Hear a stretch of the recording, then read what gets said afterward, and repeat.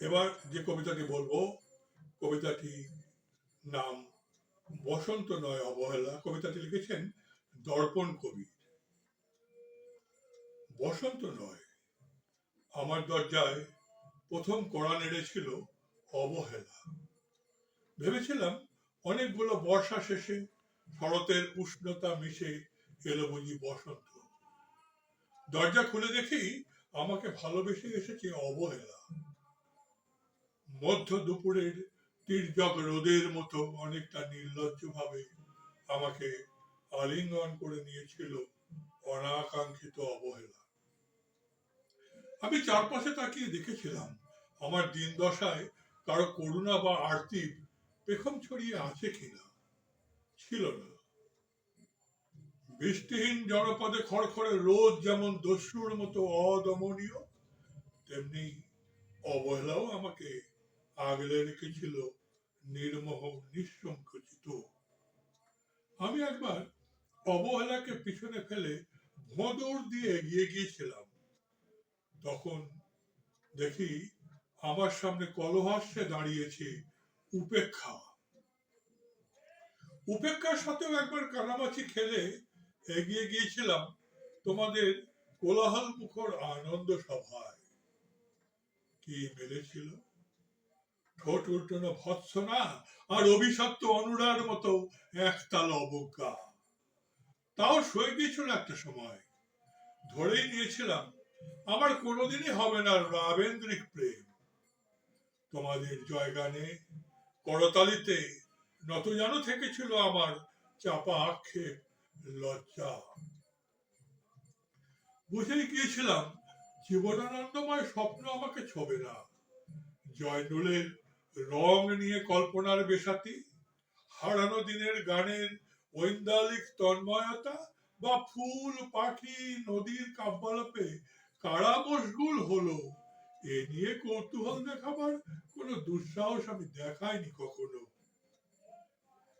এত কিছু নেই জেনেও নজরুলের মতো বিদ্রোহী হব সেই অমিত শক্তিও আমার ছিল না। মেনে নেওয়ার বিনয়টুকু ছাড়া আর কিছুই ছিল না আমার। শুধু ছিল অবহেলা, উপেক্ষা আর অবজ্ঞা। হ্যাঁ, একবার তুমি বা তোমরা যেন যেন দয়া করে বাঁকা চোখে তাকিয়েছিলে আমার দিকে। তাচ্ছিল্য নয়, একটু মায়াই যেন ছিল। হতে পারে কাপা আবেগও মিশ্রিত ছিল তোমার দৃষ্টিতে। ওইটুকুই আমার যা পাওয়া। আমি ঝরে যাওয়া পাতা, তুমি ছিলে আকস্মিক দমকা হাওয়া। তারপরও অবহেলার চাদর ছাড়িয়ে, উপেক্ষার দেয়াল ডিঙিয়ে, অবজ্ঞার লাল দাগ মুছে জীবনের কোনো সীমারেখা ভাঙতে পারিনি আমি।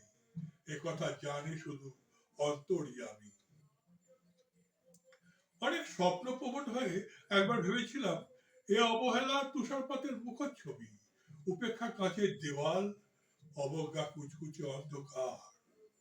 এর কিছুই থাকবে না একটা বসন্তের ফুৎকারে। একটা ঝলমলে পোশাক গায়ে চড়িয়ে হাতের মুঠোয় বসন্ত নিয়ে অন্তত একটি সন্ধ্যাকে উজ্জ্বল করে নেব এমন ভাবাবেগ ছিল আকাশের কার্নিসে লেপ্টে থাকা পেঁজা মেঘের মতো। ওই মেঘ কখনো বৃষ্টি হয়ে নামেনি। তোমার বা তোমাদের নাগরিক কোলাহল কখনো থামেনি। অর্ধেক জীবন ফেলে এসে দেখি অনেক কিছু বদলে গেছে। কোথায় হারালো কৈশোরের দিনলিপি, বিপন্ন করা অবহেলা, স্বপ্নকে অবদমনের স্বরলিপিতে আটকে ফেলা উপেক্ষা, আর তারুণ্যকে ম্রিয়মান করে রাখার অবজ্ঞা। ওরা আমাকে চোখ লাগাতে পারে না ঠিক, তবে পোড় খাওয়া দিন এখনো বড্ড রঙিন। আমি আজ সমুদ্র জলে হাত রেখে বলে দিতে পারি কোন ঢেউয়ে ভেসে বেড়াচ্ছে তোমাদের গোপন অশ্রুকণা। আকাশ পানে তাকিয়ে বুঝতে পারি কার দীর্ঘশ্বাসে ঝরে পড়ছে নক্ষত্র।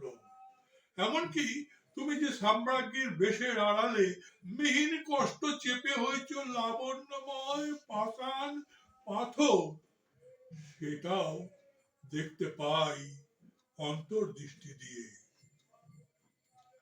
আমি জানি দীর্ঘশ্বাসে ভরা এই আখ্যান যদি পেত কবিতার রূপ, সেই কবিতা হতো বসন্ত স্বরূপ।